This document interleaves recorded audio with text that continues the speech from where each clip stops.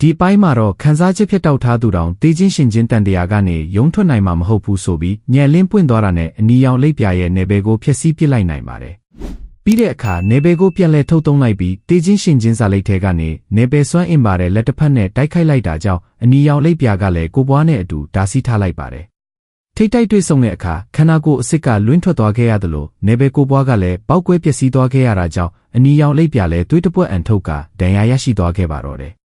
ဒါပေမဲ့ဟာတိုက်ရဲ့မောလိုက်ကတေးချင်းရှင်ချင်းဆိုတာကခံစားချက်မဲ့တဲ့အပြင်ခံစားချက်ဖြစ်တောက်ခြင်းနဲ့ခံစားချက်မဲ့ခြင်းဆိုတဲ့စကားနှစ်ခုကအတန်ထွက်လေးတာကွာခြားတာမဟုတ်ဘူးဆိုပြီးပြောလာပါတယ်။နေဘဲဆိုတာကြင်ကြံသူတွေရဲ့တာအိုလန်းစင်ဖြစ်ပြီးဒီတပွဲမှာကျန်းနုအနိုင်ရသွားတယ်ဆိုပြီးကျူးချွေးစီကပြောတော့အနီရောင်လိပ်ပြာလည်းနောက်ဆုံးအချိန်မှာညံလင်းပွင့်သွားခဲ့တယ်ဆိုပြီးချန်ဖုံးကလက်ခံလိုက်ပါတယ်။လက်ရှိတိုက်ပွဲမှာအနီရောင်လိပ်ပြာသာတရေသားပြောင်းလဲခြင်းအဆင့်ကိုရောက်ရှိသွားမယ်ဆိုရင်တေးချင်းရှင်ချင်းနယ်ပယ်ကိုအလွယ်လေးဖြစ်စည်းနိုင်မှာဖြစ်တယ်လို့အခုချိန်ထိလည်းမရှုံးသေးဘူးဆိုပြီး dressing ၅မျိုးစိတ်ဝိညာဉ်တွေကိုထုတ်သုံးလိုက်ပါတယ်။အရင်တုန်းက9ခုအထိရှိပေမဲ့မြေစိတ်ဝိညာဉ်ကိုထန်းနီပတိစေကဆုပ်ယူသွားခဲ့ပြီဖြစ်လို့အခုချိန်မှာတော့၄ခုသာကျန်ရှိနေခဲ့ပြီးဝိညာဉ်၄ပါးသက်ဖြတ်ခြင်းအစီရင်ကင်းခြင်းလိုက်တာနဲ့ဝက်လင်းဘက်ကလည်းကောင်းကင်ဘုံသားနဲ့ချင်းသားရဲတို့ကိုထုတ်ယူလိုက်ပါတယ်။ဒီအခွင့်အရေးကိုအသုံးချပြီးထန်းနီပတိစေကိုအစင်းမြင့်တင်ခြင်းပေမဲ့အနီရောင်လိပ်ပြာကရွှေစိတ်ဝိညာဉ်ကိုဖောက်ခွဲပစ်လိုက်ပြီးဝိညာဉ်၄ပါးစလုံးဆွန့်လွတ်ရမယ်ဆိုရင်တောင်ကျန်းနုကိုရအောင်တတ်မယ်ဆိုပြီးကြွေးကြော်လိုက်ပါတယ်။ပြီးတာနဲ့စိတ်ဝိညာဉ်၃ခုစလုံးဝက်လင်းစီဦးတီပေးလိုက်ပြီးဖောက်ခွဲပစ်တော့မယ်အချိန်ဒီတိုက်ခိုက်မှုကိုခုခံကာကွယ်နိုင်မယ်ဆိုရင်တောင်အတော်လေးထိခိုက်သွားမှာဖြစ်လို့ကျူးချွဲလောင်းလျာကသူတေကိုတေတိုက်ပွဲကိုမြင်တွေ့ချင်ပါမလားဆိုပြီးလောင်းကြီးထပ်ဖို့ဆုံးဖြတ်လိုက်ပါတယ်။ဒါကြောင့်ဝက်လင်းဘက်ကလည်းကောင်းကင်ဘုံဓာတ်ထုတ်ယူလိုက်ပြီးတိုက်ခိုက်မှုတစ်ခုတည်းမှသာအလုံးစုံပုံအပ်လိုက်တာကြောင့်ကျန်းနုနင်ငါကိုတက်ရဲလားဆိုပြီးအနီရောင်လိပ်ပြာကအထိတ်တလက်မေးတော့အားလုံးအတူတူသေးကြမယ်စမ်းသက်ကြည့်မလားဆိုပြီးခုတ်ပိုင်းပစ်လိုက်ပါတော့တယ်။နှစ်ဖက်စလုံးကတိုက်ခိုက်မှုတွေမှာသာအကုန်ပုံအပ်ထားတာမို့ကြည်နေုံသာတက်နိုင်ကြတဲ့အချိန်ဝက်လင်းထင်ထားတဲ့အတိုင်းကျူးချွဲလောင်းလျာကဓာစီပေးလိုက်တဲ့နောက်ဒီတိုက်ပွဲကအနိုင်ရှုံဆုံးဖြတ်ပြီးသွားပြီဆိုပြီးကျန်းနုကိုအနိုင်ပေးလိုက်ပါတော့တယ်။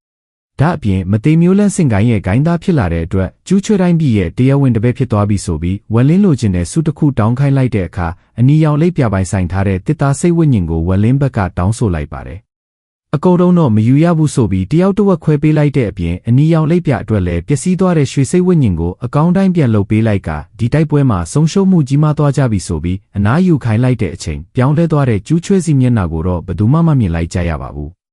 အခန်းပြန်ရောက်တဲ့အခါကျူးချွဲလောင်းလျာကဘာတွေစဉ်းစားနေလဲဆိုပြီးဝက်လင်းတယောက်တင်ကာမကင်းဖြစ်နေရတဲ့အချိန်ကျူးချွဲတိုင်းပြည်ရဲ့တားမြစ်နယ်မြေတစ်ခုထဲမှာတော့15ဆက်မြောက်လောင်းလျာပြိုင်ပွဲကတိတ်မကြခင်စတင်တော့မှဖြစ်လို့မြေတပည့်2ယောက်ကိုအစင်းသင်းဖြစ်နေပြီလားဆိုပြီးကျူးချွဲစီကမေးနေပါတယ်။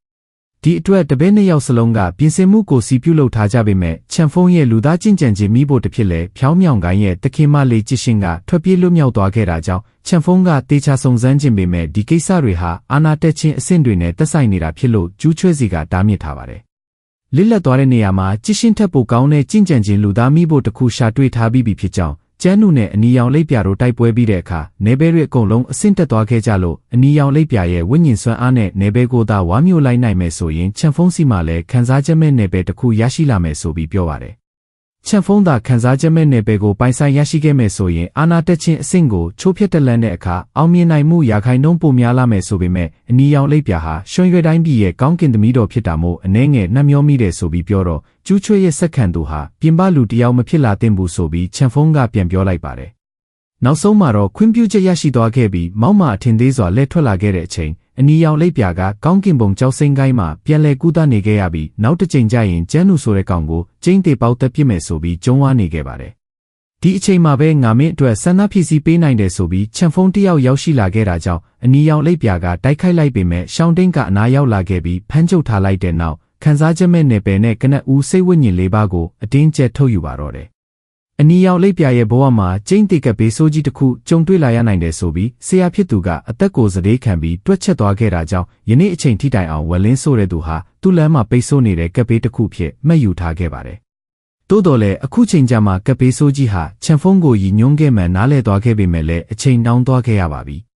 ရှုမရောက်လာတဲ့အခါအနီရောင်လိပ်ပြာဟာကြွယ်ကျင်ဆိုးတဲ့လူသားမိဖို့ဖြစ်ကိုရောက်ရှိနေခဲ့ပြီးချန်ဖုံးကလည်းကြင်ကြံမှုအများကြီးတိုးတက်သွားလို့ဂုဏ်ပြုစကားပြောလိုက်ပြီးသူမလည်းဘယ်တော့မှဆရာတူကိုလိုဖြစ်လာမလဲဆိုပြီးရေရွတ်လိုက်ပါတယ်။ချန်ဖုံးကအပြင်ဘက်မှာတော့ဖြည်းဖြည်းချင်းဖြစ်လာမှာမို့စက်ကြိုးစားနေဖို့ပြောလိုက်ပေမဲ့တကယ်စိတ်ထဲမှာတော့ ကျွဲချင်းဟာတတိယမြောက်လူသားမိဖို့ဖြစ်ပြီးဆရာတူညီမလေးရှုမေကလည်း၄ယောက်မြောက်ဖြစ်လာရမယ်ဆိုကနောက်ဆက်ခံမဲ့ကျူးချွဲလောင်းလျာဖြစ်လာဖို့အကြံစီထုတ်နေပါတော့တယ်။ချန်ဖုံရဲ့မကောင်းကြံမှုတွေကိုရှုမေလည်းသိရှိနေခဲ့ပြီးလူတစ်ယောက်ထဲကသာဆက်ခံသူဖြစ်လာနိုင်တာမို့အားနေသူဟာတားကောင်ဖြစ်သွားပြီးအားကြီးသူရဲ့အစာဖြစ်လာမှာပါ။ရှုမေကိုယ်တိုင်လည်းပုံရိပ်ရောင်တစ်ထောင်ခန်းစားချက်မဲ့လမ်းစဉ်ကိုကျင့်ကြံအားထုတ်နေတာဖြစ်ပြီးကိုပွားများစွာဖန်တီးပြီးတော့တိုင်းပြည်အသီးနေရာအနှံ့မှာကောင်းကင်လမ်းစဉ်ကိုလိုက်လံရှာဖွေနေခဲ့တာဖြစ်လို့ဝမ်လင်းတို့ဟန်ရွက်ကိုင်းထိရှုမေရဲ့ကိုပွားကရောက်လာခဲ့ဘူးတာဖြစ်ပါတယ်။အဲ့ဒီအချိန်တည်းကရှုမေရဲ့ကျင့်ကြံစေမြင့်တက်လာဖို့အတွက်ကျူးချွဲလောင်းလျာကဝမ်လင်းကိုရွေးချယ်ခဲ့တာဖြစ်လို့ကျန်းနူရဲ့တရုတ်မှန်ကိုသိရှိထားပြီးသားဖြစ်ပါတယ်။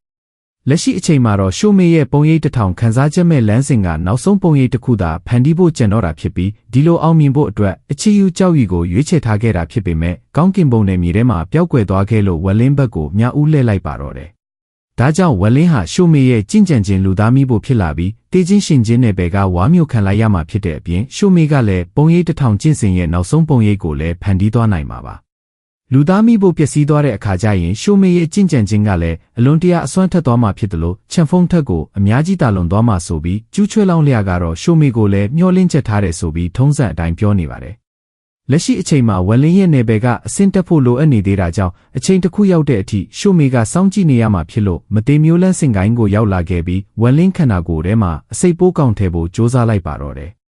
ခမ်းမတစ်ခုအတွင်းမှာတော့ဝိဇ္ဇာနက်တွေရဲ့အကျွင့်ကြံတွေဖြစ်ကြတဲ့ဒေသခံလူရိုင်းမျိုးနွယ်တွေကဒီရက်ပိုင်းမြေပေါ်တက်လာကြပြီးလှုပ်ရှားမှုတွေပြုလုပ်လာကြလို့တကားပိတ်ကျင့်ကြံကြရမယ်ဆိုကအကြီးအကဲတွေကိုအစင်းတင်ပြင်ခိုင်းထားပါတယ်။ဒါအပြင်14ဆက်မြောက်ကျူးချွဲလောင်းလျာပွဲကိုသူနဲ့အတူရှင်ပြိုင်ခဲ့တဲ့ယွန်ချွဲစီဆိုတဲ့လူကလည်းစက္ကန့်သူပြိုင်ပွဲမှာရှုံးနိမ့်သွားခဲ့တဲ့နောက်ကုန်းမြေကြီးပေါ်မှာလှည့်ပတ်ကျင်လည်နေပေမဲ့တကယ်တမ်းမှာကအစီအစဉ်ဆွဲနေတာဆိုပြီးပြောပါတယ်။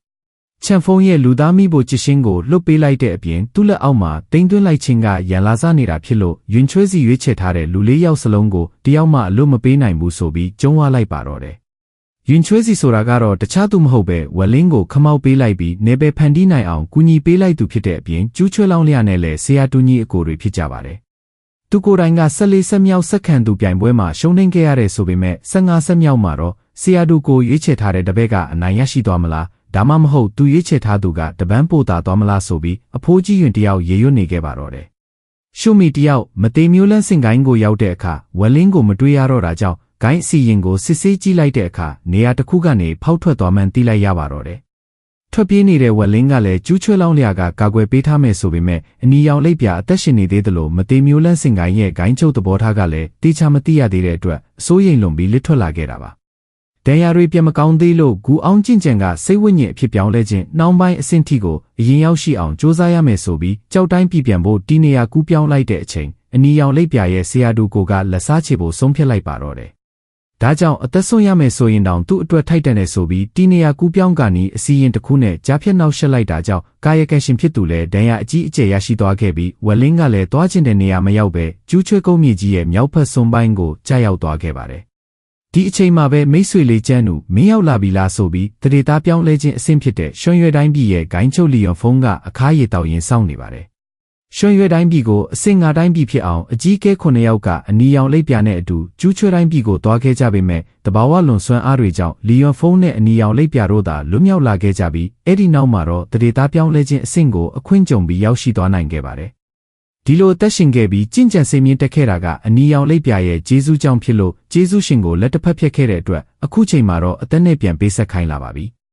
မူလစိတ်ဝိညာဉ်ဒဏ်ရာရနေတဲ့အချိန်တရေသားပြောင်းလဲခြင်းအဆင့်နဲ့ရင်ဆိုင်တိုက်ခိုက်တာမျိုးကကိုယ်တည်တွင်ကိုတူးတလို့ဖြစ်လို့လေဟာနဲ့အကွဲကြောင်းတွေကထွက်ပြေးမလို့လှုပ်လိုက်ပေမဲ့အကွဲကြောင်းကသူ့အလိုလိုပြန်ပိတ်သွားခဲ့ပါတယ်။ဒါအပြင်ကျေတန်လိုက်အိမ်မြောင်နဲ့လျက်တစ်ပြက်ရွေ့လျာခြင်းတို့ကလည်းလုံးဝအသုံးပြုလို့မရတော့တာကြောင့်ဒီနေရာတစ်ခုလုံးကိုမိစ္ဆာပိတ်လောင်လောကငယ်အစီရင်တစ်ခုနဲ့အစောကြီးတဲ့က1600စင်ထားမှန်းသိလိုက်ရပါတော့တယ်။ပြဿနာအကြီးကြီးတက်ပြီးမို့ဒီနေရာကနေအမြန်ထွက်ပြေးလိုက်ပြီးအကြီးကဲဆုံးထိုက်စီကိုအခုချက်ချင်းလာဖို့အမိန့်ပေးလိုက်တဲ့အချိန်နောက်ထပ်လူ2ယောက်ကအရှိကနေပိတ်ရက်ထားလိုက်တာကြောင့်ဒီနေ့ဒီနေရာမှာကျန်းနူသေးရမယ်ဆိုပြီးလီယွန်ဖုန်းကကြွေးကြော်လိုက်ပါတော့တယ်။